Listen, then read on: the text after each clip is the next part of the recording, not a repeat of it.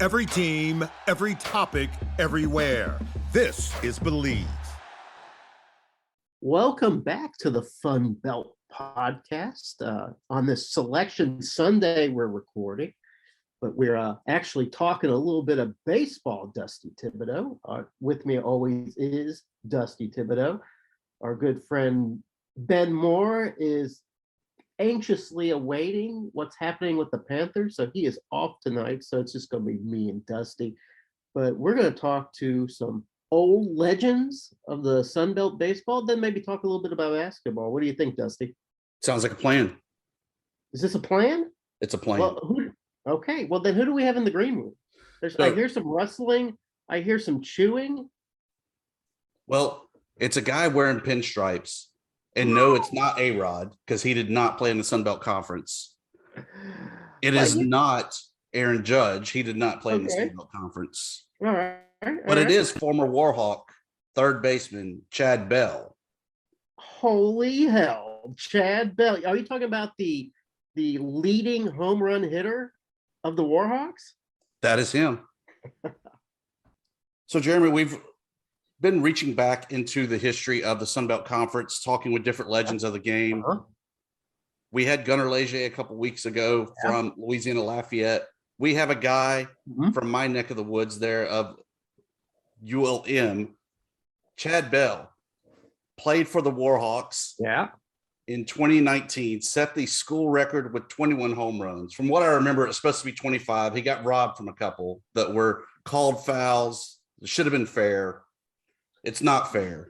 I heard that was a bit of a controversy. That was like a kind of stirred up some sort of hornet's nest in Monroe. Am I reading that right? There just seemed to be some sort of ill will. Yeah, I mean, if I was him, I would have been bitter, I would have been remembered more for what I did when it was called foul than the number of home runs that I had. I'd go all George Brett on that issue. Give me back my dinger. So we bring in Chad Bell. Chad, tell us about that time in Monroe where you were able to smash 21 home runs, 2019. Where'd the power come from, man? Is that something you've always been able to do in your career? Yeah, I mean, I had a really good year, probably the best year of my baseball career, honestly. I always had power, but I never really hit for power, if that makes sense, until really my junior year. Some things kind of clicked. But then going into my senior year, I made the decision not to play summer ball, and I really just worked on my swing. I got stronger, got in the weight room as much as possible. And then just kind of put on some size and a couple hitting adjustments with my swing. And I just got hot right from the start and kind of just rode the momentum the entire year. I was fortunate enough to put up good enough numbers to keep playing. Kind of a frustrating time there for ULM baseball, not able to always hit the postseason to where you have a chance to get into the tournaments or anything like that. I think you failed to make the Sun Belt Conference tournament there your sophomore, junior year. What was it that really kind of pushed you to keep going and keep grinding? Yeah, obviously my first year, my sophomore year at ULM was not really what anybody expected. And then, I learned a lot still with it being my first year.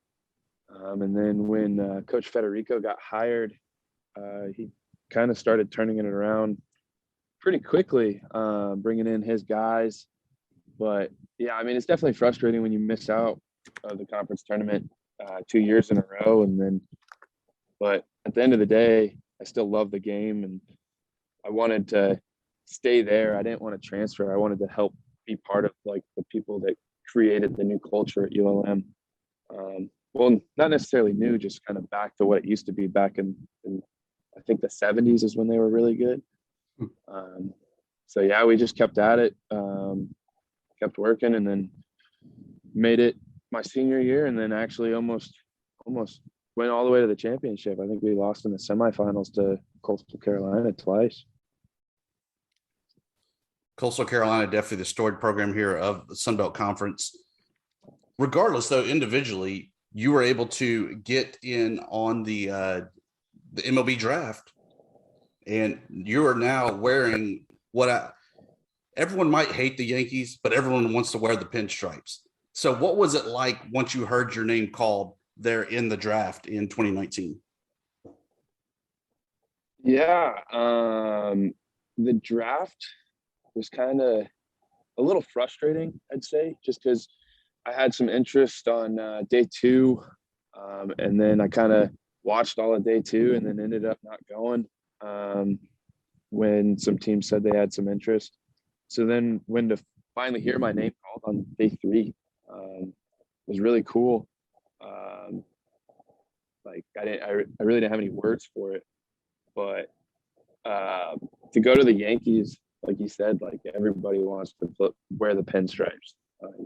You hear people say, "Oh, I play for, the Rockies," or really all the other teams. It's like, "Oh, nice." But when you say that you play for the Yankees, it's one of the greatest franchises in all of sports.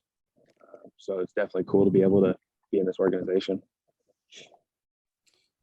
Talk about the minor leagues and kind of how the grind is. I mean, you were one of the guys that at the time you went in, there was still rookie ball where you were in, various quote unquote huge cities of rural Tennessee in the Appalachian League. I was up there myself when I was in the Astros organization at Greenville. And you better love some Bojangles and cookout and all that fun stuff, because that's really all there is around there.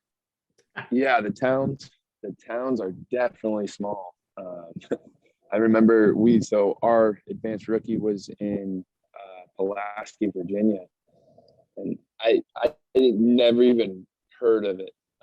And I show up and just this tiny town, and then all of a sudden this like beautiful, newly renovated ballpark just pops up out of the corner. Like you're turning this around this mountain, then all of a sudden the field kind of just pops out of nowhere.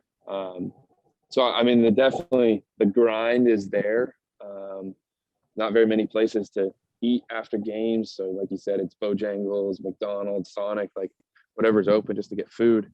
We get a post-game meal, but sometimes it's not enough for guys. So, but yeah, you definitely have to love the game with some of the facilities and you go play at.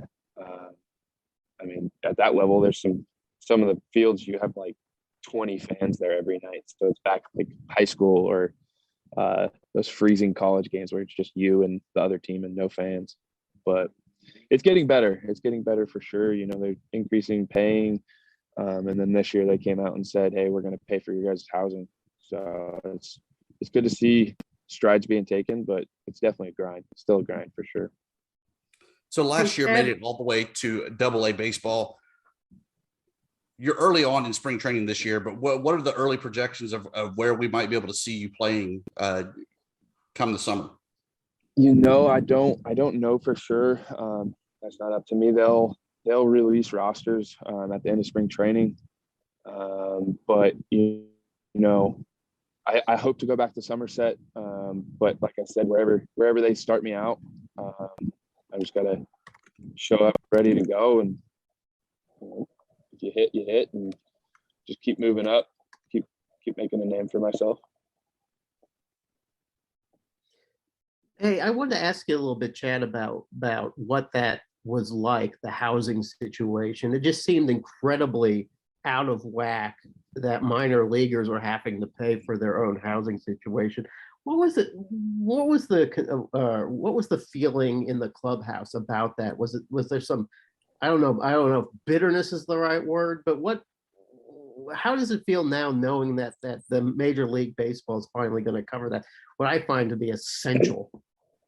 Yeah, I mean, fortunately, the Yankees were pretty helpful. They didn't really charge guys for housing until the season started. And then when the season started, it was like $8 a day for low A. And then it just slowly got more and more. And then once you got to double A, it's pretty much all on your own. And I saw that firsthand. I was seeing how expensive it was going to be to rent rooms. And then fortunately, one of our guys is from Somerset, just outside of Somerset, and they offered up their house. So I was fortunate to live with them. But it's one of those things where it's like, why are we paying for this when we already get paid so little? So when we found out that they're finally going to pick up the housing, we definitely got excited and at least hopeful for making a little bit more, because most of us have to get jobs or side jobs in the off season just to be able to play during the summer all the year because of all the expenses. But it's definitely nice to see strides being taken. You know, they have those like new organizations. Have you guys seen those on Twitter? The MILB advocates. Mm-hmm. Oh yeah. Yeah. So they're obviously reaching and bringing more and more like people aware of the actual grind of minor leaguers, like you say, but it's getting there. Getting better for sure. From a minor leaguer perspective, though, are you kind of disappointed to see the lockout end? Because many people don't realize you being down in the minor league, if you're not on a 40-man roster, you weren't going to be affected by the lockout. You were still going to get to play in the player development league, the new minor league baseball. With that, you would have been front and center in the limelight. Is it kind of frustrating that, God, I was right there. We were going to be, you know, televised and everything else, and then the lockout ends? I don't really know if we got really frustrated or disappointed. You know, we're friends with a lot of the guys that were actually locked out, whether it's with the Yankees or other teams. So I think it's more of a joy thing. You know, I try not to worry about where I stand and what I need to do, because at the end of the day, I just have to play my game. And then wherever that takes me, it takes me. But yeah, I could see some guys maybe being frustrated, but for me, it was just like, finally, maybe things are gonna go back to normal now.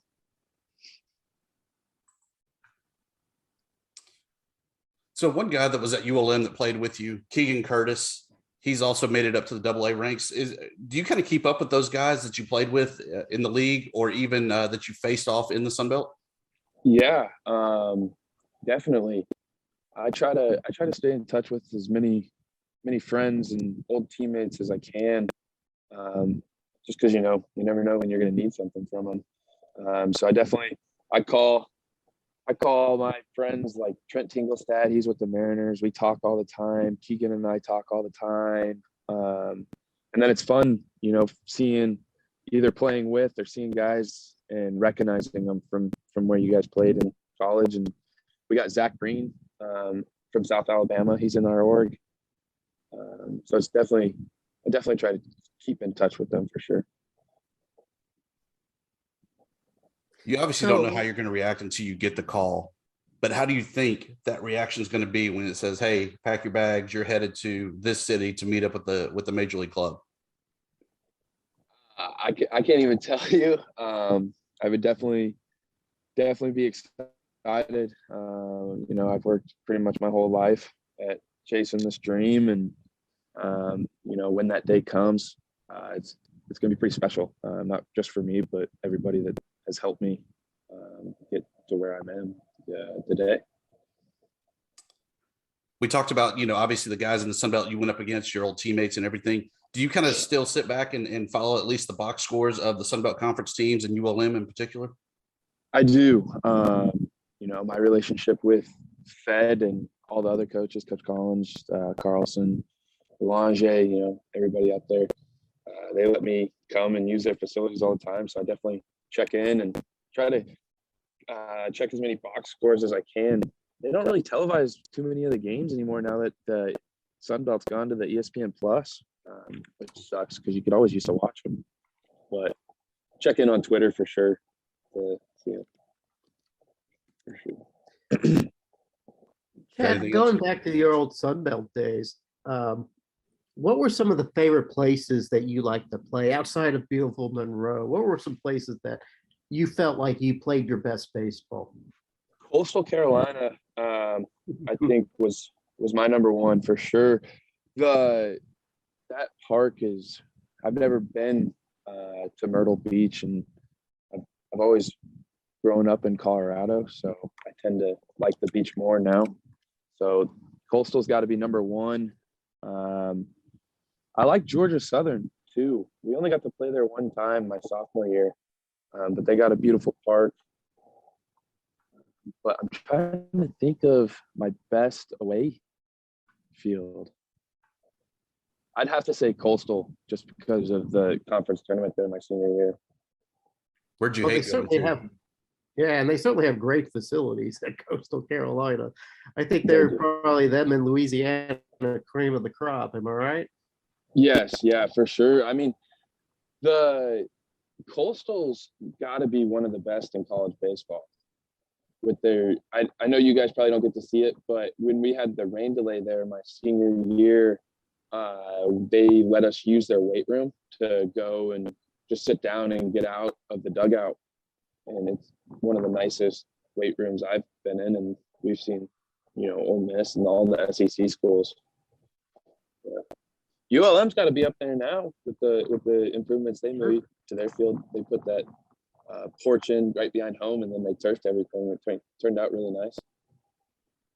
Well, I'm sure the AE or the athletic director heard about everybody oohing and ahhing about Coastal Carolina's facility. It's like, we got to step up the game. We gotta bring this up. So we don't mean to create trouble or cause, a brouhaha. But Yeah, who yeah. has the worst facilities in the Sun Belt? Oh, worst facilities in the Sun Belt. I really didn't think anybody had that bad of facilities. The only one that I can think of is Georgia State plays at that City Field, but it's still like the playing surface is nice, but it just doesn't feel really like a college stadium. But I thought they were supposed to get a new one, but maybe not. I Yeah, think that's all they got that whole old Braves stadium complex that's been kind of converted into their baseball, football, and then I think they built a new on-campus arena for basketball as well. Gotcha. So then, yeah, I mean, the Sun Belt's making strides. Adding Southern Miss too. Their facilities are really good. I don't know about the other three. I never played them or really followed them. But it's fun to see the Sun Belt trying to get more attention. Well, Chad, thanks for that diplomatic answer to that question, because we didn't want to get you in trouble with any of your Sun Belt brethren, but it's always fun to kind of stoke some fire.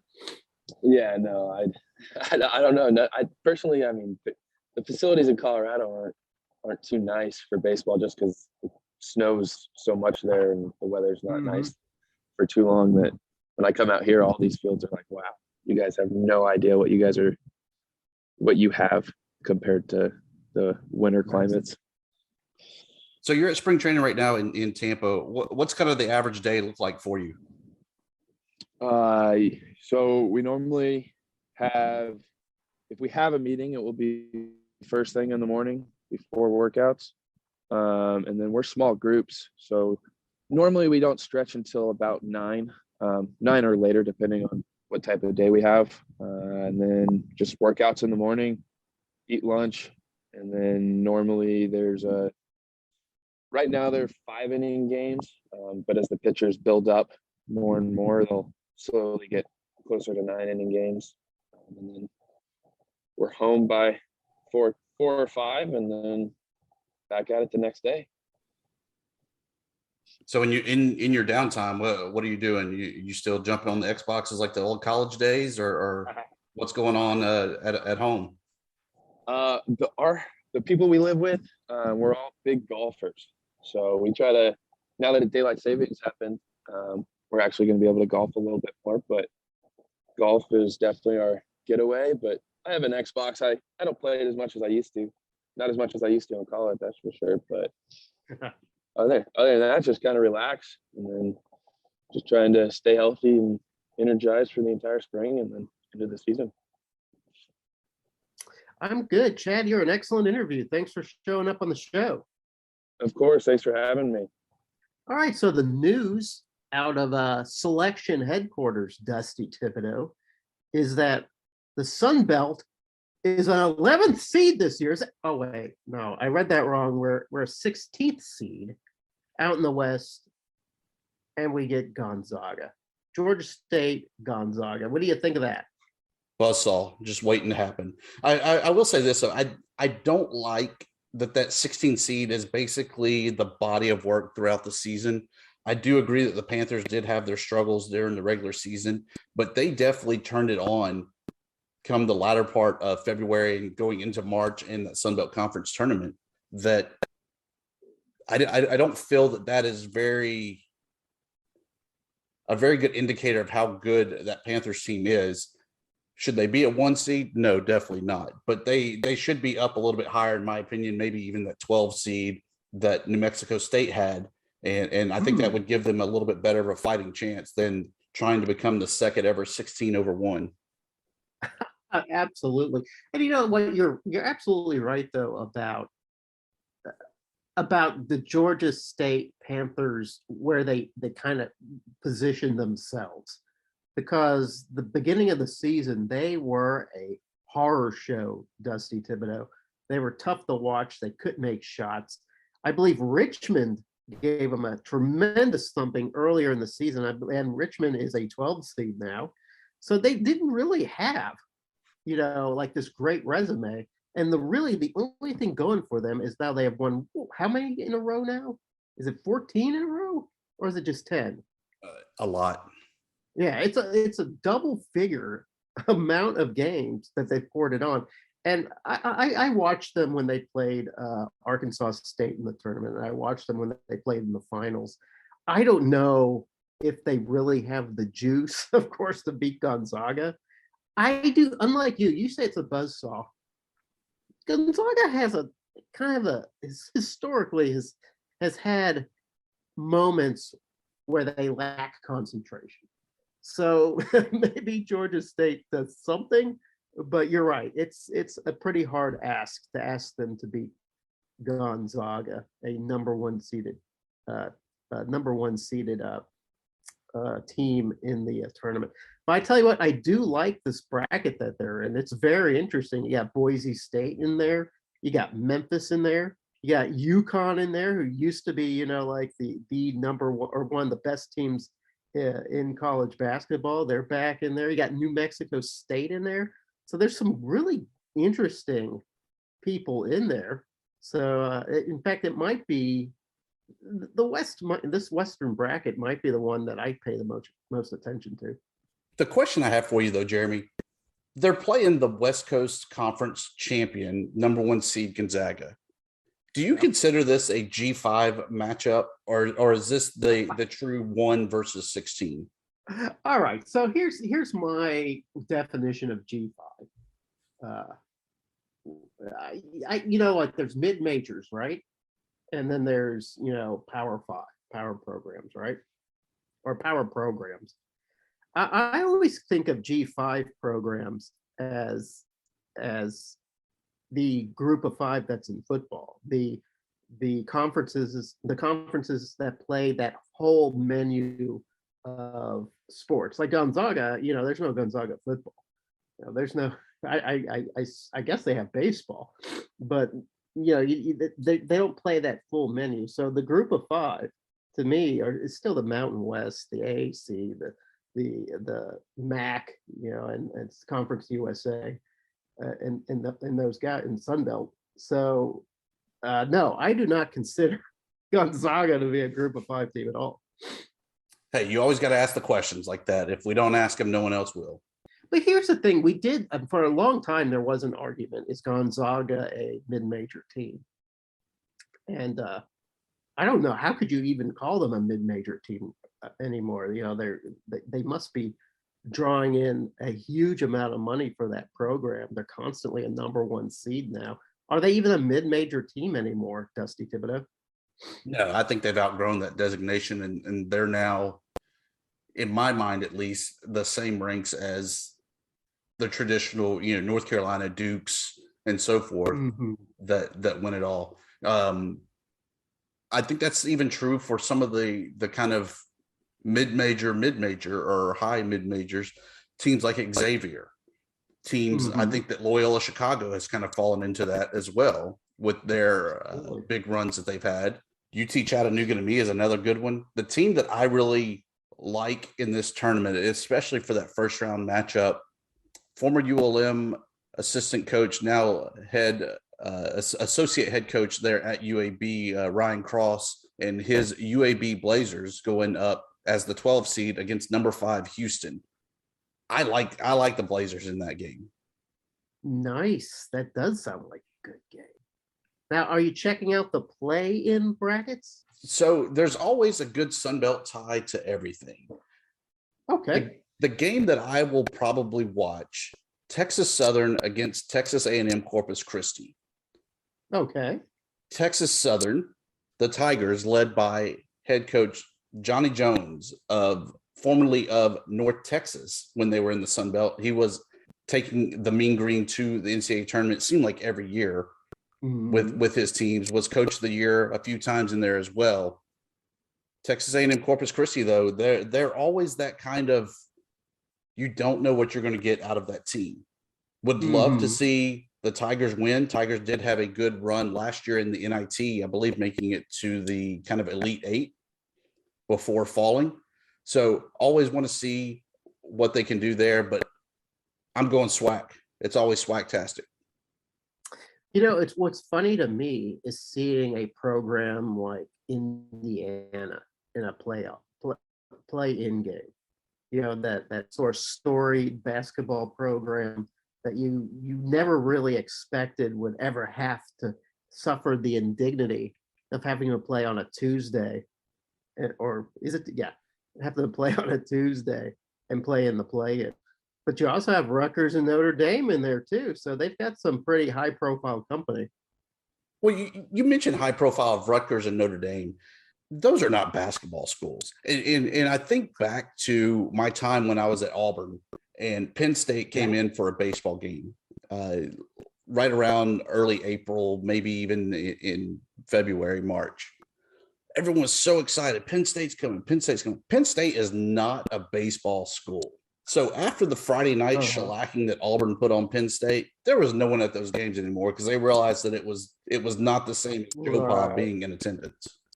I don't know if I agree. I feel like Notre Dame every now and then will put up a competitive basketball team, but you're right about Rutgers. I don't ever really connect Rutgers and basketball, but Indiana, oh my gosh. And they get a tough matchup with Wyoming. I'm just glad that the Sun Belt's not in that first 4 like they were last year against App State, because I feel like you insert the Sun Belt there into that Texas Southern or A&M game in that position right there. That's a pretty tough game to try to advance. And I feel like you always find yourself kind of looking ahead when you're in that position of, okay, you know, we got to get past this team and then we'll play whoever. Well, not only last year, the Mountaineers didn't make it past that team to play whoever. Well, not only that, Dusty, but it's just kind of a big downer for the conference when you're the conference champion and you still have to play in to get in, you know? So it is at least Georgia State isn't doing that play in. Although I think you're right. I think they're a little bit better than a 16th seed. But yeah, it's nice that we don't have to suffer that indignity of the play-in game. But I do look forward to a future Sun Belt that can put out some basketball teams that can finally earn a seed that can actually get us, you know, maybe another game in the NCAA tournament and get us a little, maybe even a longer moment and one shining moment montage at the end of the tournament. Technically, last time Georgia State was in that one shining moment, there were 2 instances, not only RJ Hunter's shot, but also Ron Hunter falling off of his stool that he was on. Yeah. And that was a great moment, not just for Georgia State, but for the Sun Belt. People were talking about that all the time. So yeah, so maybe Georgia State, maybe we can arrange for a sort of rigged chair and we can recreate that moment. I like it. I'm all for the staged photo moment. We should get Ben Moore and have him arrange for that. I'm sure he has that kind of pull. He'll probably be at the game. Am I right? I would think so. I don't know where that Western tournament game is going to be at. My assumption would be somewhere in the Californias or Arizona. So some games we do know where they are will be the NIT. Yes. Texas State heading up the road to former Sun Belt Conference rival North Texas to face the Conference USA regular season champion there of the Mean Green. Your thoughts on this game? I like it. I think that this is a great matchup for the Bobcats and a chance for them to advance on, provided that they are able to kind of shake off that tournament funk that they had. Well, quite frankly, North Texas is where Arkansas State's Grant McCaslin left for after one season at Arkansas State. So for me, there is a almost sort of Sun Belt level of revenge in that game. I know Grant McCaslin's going to have his Mean Green ready, so it's going to be a really good game. Love to see that sort of Texas on this kind of flavor. So there's going to be a lot of fan interest in the Lone Star State for that. I think if you're not going to be one of the top 4 seeds in the NIT, to get North Texas and to have this kind of draw is pretty good for the Sun Belt and good for the state. The only thing is, I wish it was in San Marcos, because I didn't realize this either. This will be the Bobcats' first ever appearance in the NIT. I did not know that. You would have thought that the Bobcats would have seen more success at the NIT. That's incredible. But you know what? If it weren't San Marcos, you would have been welcomed like a brother, and you guys could have watched it personally. Maybe. It seems like it's a love-hate relationship there with the good old Bobcat fans. Sometimes they love me, sometimes they don't. Mostly they don't. But I do have a baseball trip planned over there to San Marcos in the coming weeks, where we will try to break bread together, drink beers, and watch the Bobcats baseball team hopefully get a win. Well, you know what? This is the goal. Seems to be the golden age of the Bobcats right now. Their baseball team's on fire. The football team, I don't know, seems to be making some improvements.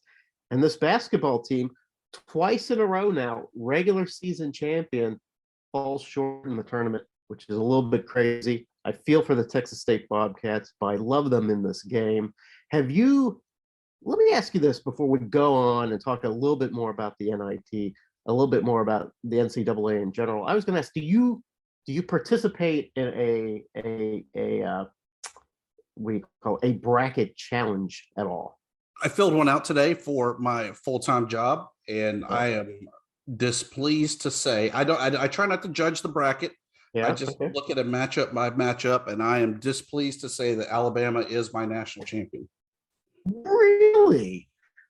That's an interesting choice, but I too have an interesting choice. Mine came out to be put it together. I don't think in my head, here's who I think is going to win it, because I really don't know. I'm not that good at prognosticating games. But I went through the challenge of looking at each game, thinking, all right, who I think would win this and who I think would win that. And I got Texas Tech winning the whole thing. Texas Tech. Guns up. That's part of the Bobcats mantra. As you remember, Brent Freeman taught us that it was actually the state of Texas pointing to the heart of Texas. Oh, wow. Okay. Speaking of Texas, I'm looking back at the NIT. I'm just going to jump back and forth.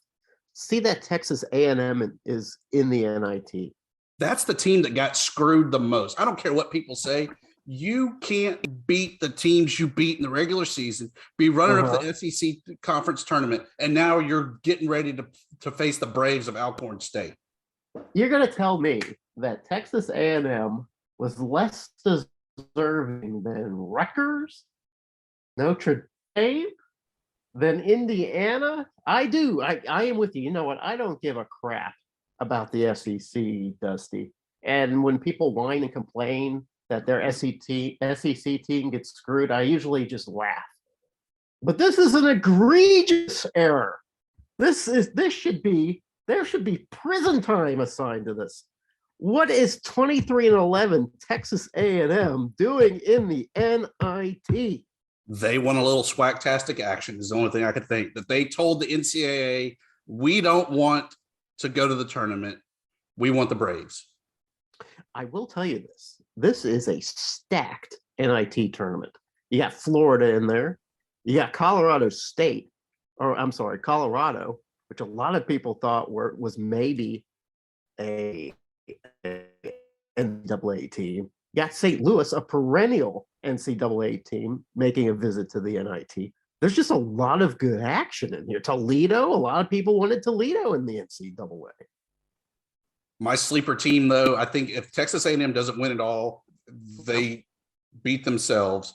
But my sleeper team is SMU out of the American Conference. I really feel that they have a chance to make some noise, make it at least to Madison Square Garden. Might not win it all, but I think if you're in New York playing here in a couple of weeks, you've had a successful postseason. You know what? I liked SMU right up to the moment they played Memphis in the in the Conference USA semifinals. They're in the American, but yeah. Oh, did I say Conference USA? I'm sorry, the American. I know that you love some Conference USA, so I know they're always on your mind. They're always on my mind 24/7. Yes, I was watching Memphis versus SMU in the American semifinals. And in that game, Memphis had two of its star players hurt in that game.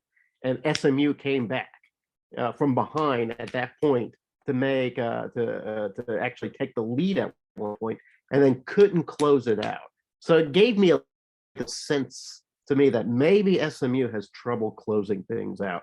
I mean, I feel like they're probably going to be pretty good in the NIT, but the way they finished out of the tournament just did not give me any confidence. I'll tell you who I like, though. I like in this group as sort of a I don't know, not necessarily well, first of all, I'm just going to say I like Texas State, not just because I'm a Sun Belt homer or that I love the Boob Cats, because I legitimately think they're a good team.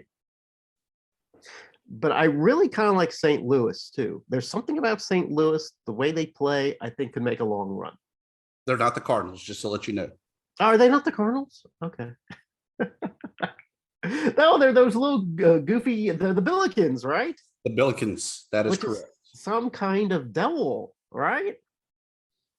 Speaking of the devil, it is the devil's magic that drives the basketball classic, the former CIT tournament.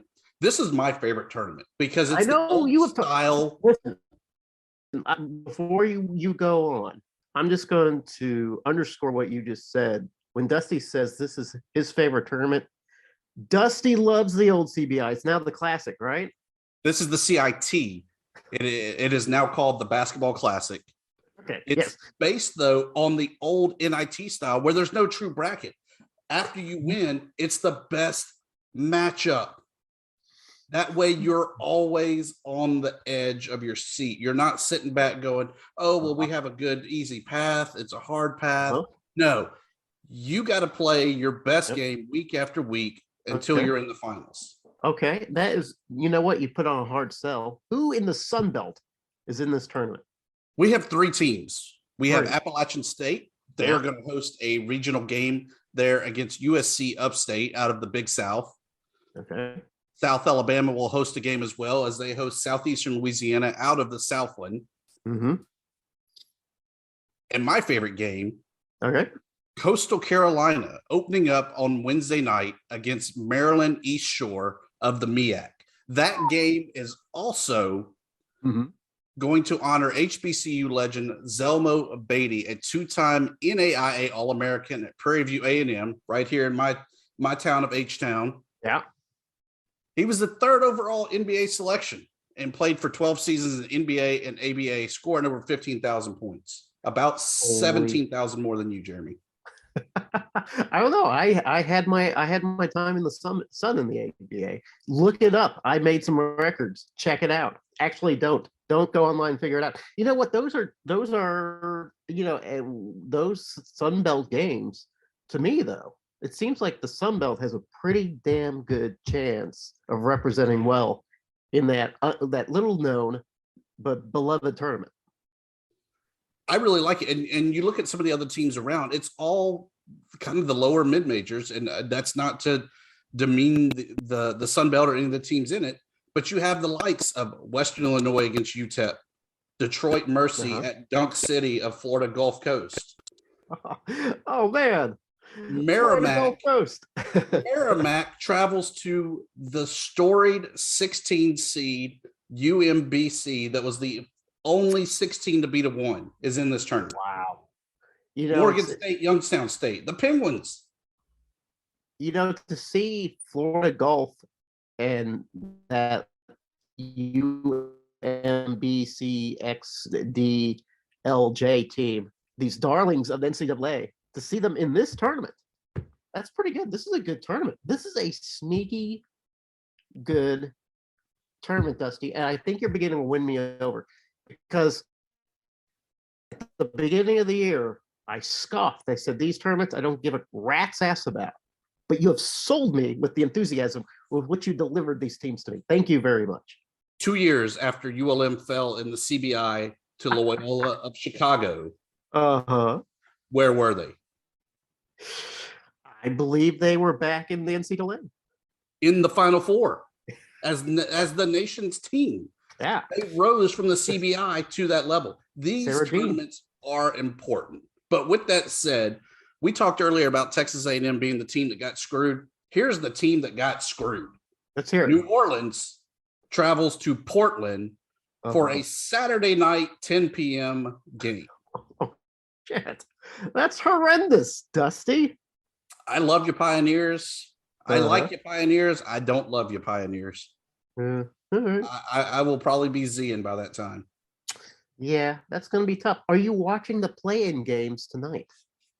Yes. Texas Southern, swagtastic against the Southland. Definitely cheering for former Sun Belt Coach of the Year, Johnny Jones, and hoping that he can get his Tigers into the dance again. Yeah.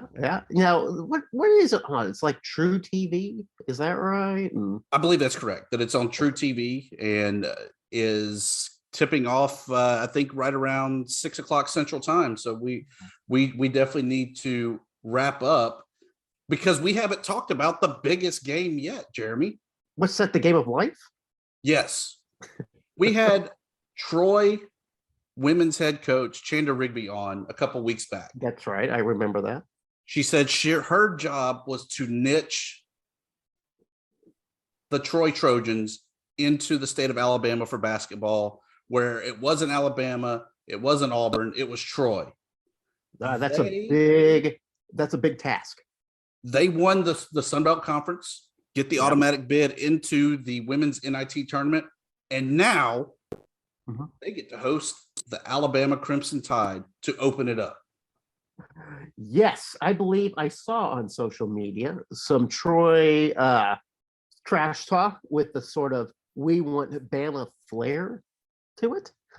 So the fans are definitely into it. And you know what? Here's a little bit of history, getting it all back to me. Arkansas women versus A-State women met in the NIT in the 80s. Or maybe it was the 90s. And Arkansas State won. So we still remember that game. It's a big sense of pride. So we will be rooting for Troy to take down Alabama and see where that goes. Alabama. By the way, I got some more Arkansas State news. Would you like some more Arkansas State news? I will after this. Okay. Alabama 11-7 record in the WNIT. Troy never won a postseason game. So it's an uphill battle, but in Chanda we trust. we love Chanda, and we are giving her a Fun Belt podcast. Sun Belt, let's go. When does that game start? That is on the 27th. Okay, I'll be ready for that. All right, I'm going to share some A-State news that just broke. Arkansas State has extended the contract of Mike Bellotto for 2 more years after Norchad Omier has pledged to play at least 1 more year at Arkansas State. So it's sort of the status quo remains at Arkansas State. Some fans are like, and some fans are pretty excited about it. So we'll see.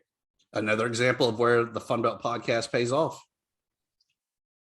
That's right. He was on the show. And look, when you get on the show, you get contract extensions. That you do.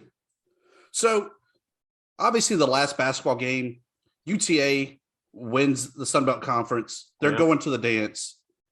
Senior star Jacobs, the difference maker there to propel the Mavs past the Trojans. They have a tall order. They drew the 14th seed. They'll play Iowa State.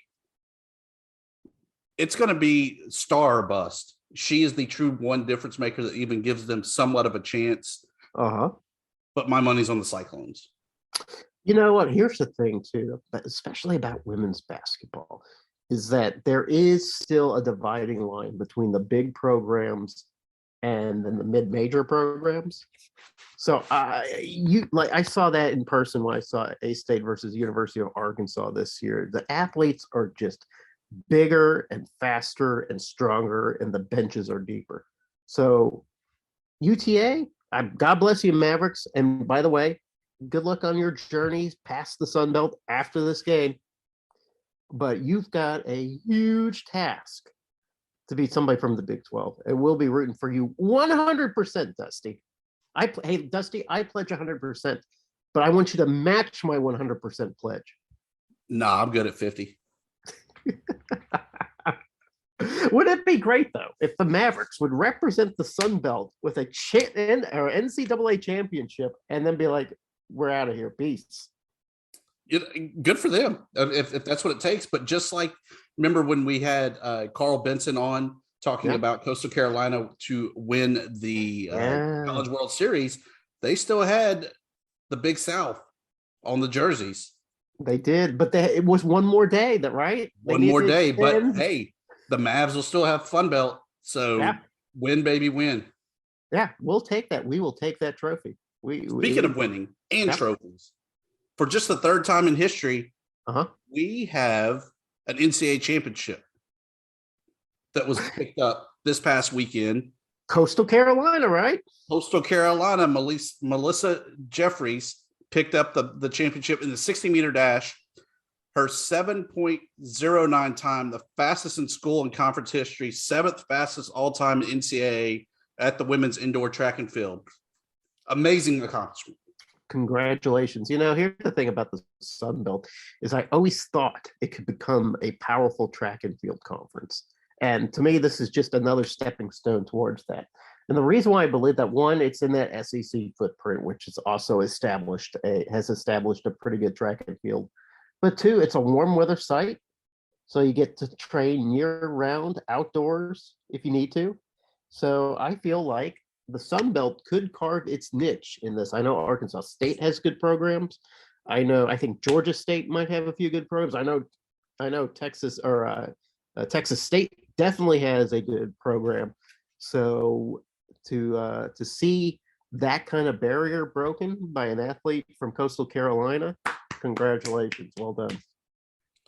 Well, Jeremy, that was fun talking NCAA basketball. Talked with Sunbelt legend Chad Bell. Yeah, Chad Bell. And everything in between. So let me ask you this. What are you doing Thursday? It sounds like I'm doing something with you. No, you're not doing anything with me. I'm golfing with myself. But it'll be NCAA. It'll be the first 2 days, right? I mean, besides the playing game. So we'll be watching that, right? Well, if my boss listens, no, I will be hard at work at my desk. And I have the door closed and the lights out to fully focus. I tell you what, when I did the 9 to 5 for a company, you know, you'd have that computer program on where you'd see maybe a little bit of the game, and then boss come by and you'd flip over to the Excel document or the Microsoft Word, hard at work, but secretly you're watching NCAA basketball. You can, man, I know you're new to the brand, you're kind of new to this brand new job. You want to look good, but you got to find some way to watch some of these games. Without a doubt, I will be. And on that note, Jeremy, I leave you with parting shots, plugs, and promos. Parting shots. Well, it's been fairly slow for the Red Wolves. Red Wolves baseball tanking, but there has been some news in regards to basketball, and some other news is that we've hired a brand new volleyball coach. He is an assistant that had been with the program a few years ago. He's coming back after spending some time at Houston. I suddenly forget his name. I hope you forgive for that, Dusty Thibodeaux, but I will be looking into some of the new coaching changes at Arkansas State in the next edition of Hellraiser.com. My plug, Warhawks got a huge basketball commit this past week. The 5A most outstanding player out of the championship, the Marsh Madness, as they call it. Jalen Bolden out of Zachary High School committed to the Warhawks. This guy's a playmaker. He was averaging easily in the high double digits. How'd where you guys do it? The postseason he had 20, 30, 40 points. He's a guy that's going to really help get the Warhawks up and going. Is he going to be a replacement for Harrison, or is he going to be better than Harrison? I think he's a little bit better. And he's a high school kid, so you have him for a little bit longer. Nice, because Harrison was pretty darn good. He was tough to defend and tough to play against. So if you have him, now you get another year of The Georgian Wonder will be back. This was just his first year, so 3 more years to go. I think what you guys are building with the Warhawks sounds like a pretty solid team. Fingers crossed, as always. Looking forward to it, Jeremy, for the next episode when we will tackle some more Fun Belt issues.